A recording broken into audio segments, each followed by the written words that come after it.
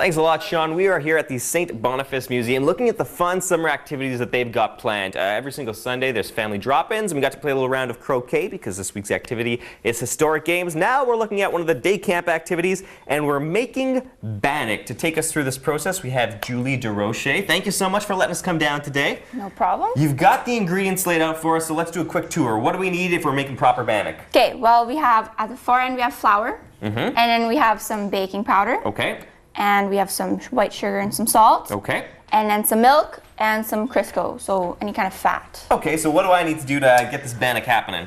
Mix up all your dry ingredients, so flour, these guys? baking powder, yep. All right. Those guys. Looks good. Salt and sugar. Now we're gonna add your milk. Okay. A little bit at a time, so about half. All right. Nice and easy. Okay. That should be good. Now you gotta get your hands in there and you mix it all together. Okay. You're gonna get dirty. That's okay. That's all right. Now I have a question because you were telling me there's poor man's bannock and rich man's bannock. What kind are we making and what's the difference? Well, we're making rich man's bannock because we're using milk and we're using some sugar. Okay. Now, poor man's bannock, you'd be using water and there wouldn't be any sugar.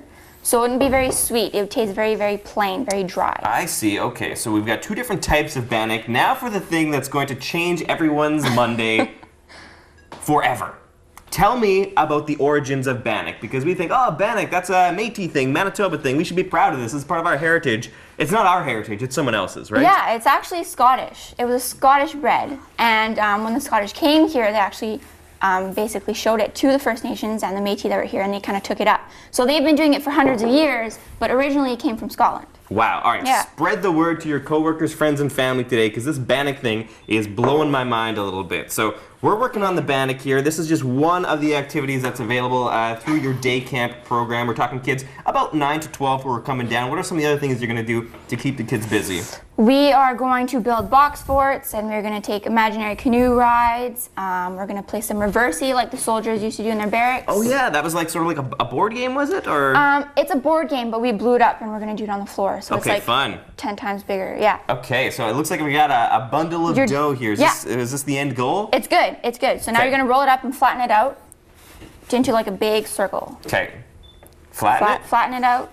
Okay, and then awesome. slap this guy. Slap it on our cookie sheet. Okay. Now it's good for baking. All right, so it's good for baking, but through the magic of TV, we'll just go kapoof. And then, quick, pull out the fresh made bannock. Ta-da! Ta-da! Through the magic of TV, we have some completed bannock. So this is one of the activities that kids will get to learn about when they come to these summer camps. And what's really great is this is something that they can learn here and then take home and make some bannock for mom and dad. Yeah, exactly. All right, well, Julie, thank you so much. Jeremy, Courtney, I've got bannock fingers, but I'm gonna try something that could be very difficult here. Bannock is best if enjoyed with toppings, and they've got this really cool honey that they sell here at the museum. This one is honey with cinnamon, but it's like a Manitoba-made creation, and they've got all different flavors. There's one that's made with like local wildflowers, and there's one that's made with like blueberries and raspberries and different types of fruit. So because I know you guys were working really hard with those bicycles, I'm gonna try to save you guys some bannock so you can enjoy this when we all get back to work, okay? Is it possible for you to wash your hands first? Just a question. Would you mind? Jeremy, I recall one time you sucking my fingers to get pudding off of them, so don't pretend that you're all hoity-toity and high and mighty. But that was for pudding. Pudding's different. I don't know. I've got some good honey coverage on this thing, so I'll take a bite and I'll save you guys the rest, okay? All right. I'll be honest, I'm still going to eat it, to be completely honest with you. Thank you very much, Drew. Liars. You guys always eat the leftover food. Always. Thank you very much. I